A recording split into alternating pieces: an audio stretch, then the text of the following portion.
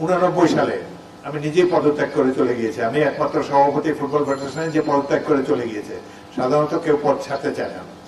আমি পদত্যাগ করার সময় লিখিতভাবে সরকারকে জানিয়েছিলাম যে খেলাধুলার পরিবেশ নাই এবং এখানে খেলাধুলার সাথে জড়িত না এই সমস্ত ব্যক্তিবর্গকে নিয়ে আমাদেরকে একটা টিম দেওয়া হয়েছে ফুটবল পরিচালনা করার জন্য। এখানে সব পলিটিশিয়ান ভরা, আমার পক্ষে এই ফুটবল ফেডারেশনে সভাপতি থাকা সম্ভব না।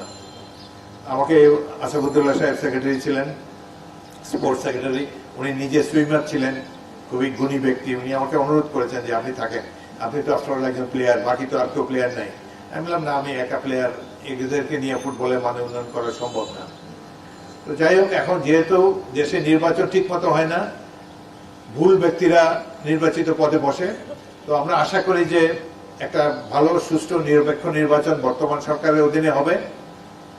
এবং ইতিমধ্যে আমরা মাননীয় প্রধান উপদেষ্টার সাথে দেখা করেছিলাম, তিনি বলেছিলেন ডিসেম্বরের মধ্যে এবছরই নির্বাচন হবে। আমরা সেই নির্বাচনের জন্য অপেক্ষা করেছি।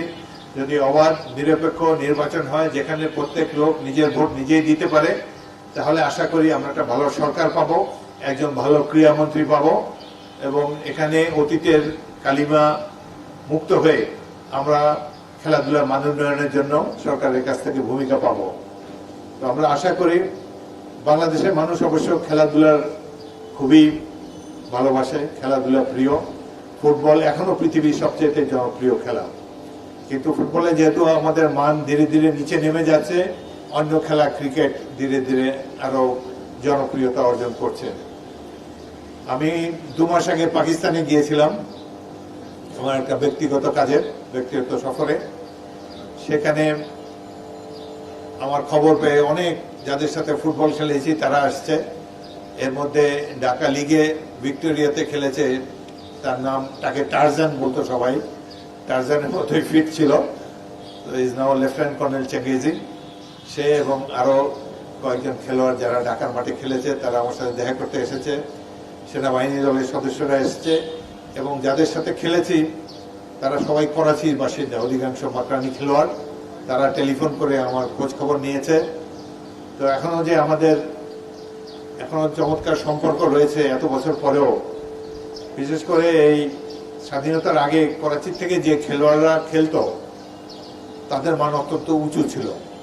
তাদের মধ্যে বেশ কয়েকজন যাদের সাথে খেলার সৌভাগ্য আমার হয়েছে, তারা ওই সময় এশিয়ার বেস্ট প্লেয়ার ছিল। যেমন stopper back Torab Ali, left midfielder Abdul Gafur, centre forward Omar, তখন 5 ফরওয়ার্ডের ফরওয়ার্ড লাইন ছিল। এরা এশিয়াতে তাদের খেলায় চমৎকার পজিশন ছিল। ওই ধরনের খেলোয়াড় এখন পাকিস্তানেও নাই, বাংলাদেশেও নাই। লেফট আউট ছিল মুসা, ইস্ট বেঙ্গলের খুবই কৃতি খেলোয়াড়। তো তাদের কারণে বহু লোক, তখন প্রথম দিকে টেলিভিশনও ছিল না, বহু লোক শুধুমাত্র খেলা দেখার জন্য, ঢাকার ফুটবল লিগ ছিল প্রধান স্পোর্টস আইটেম, অন্যান্য খেলায় দর্শক হতো না, ফুটবলে মাঠ পরিপূর্ণ থাকতো। জনগণের এই চমৎকার খেলাটি, এত প্রিয় খেলাটি ধীরে ধীরে দুর্বল হয়ে যাচ্ছে দেখে আমরা অত্যন্ত দুঃখিত।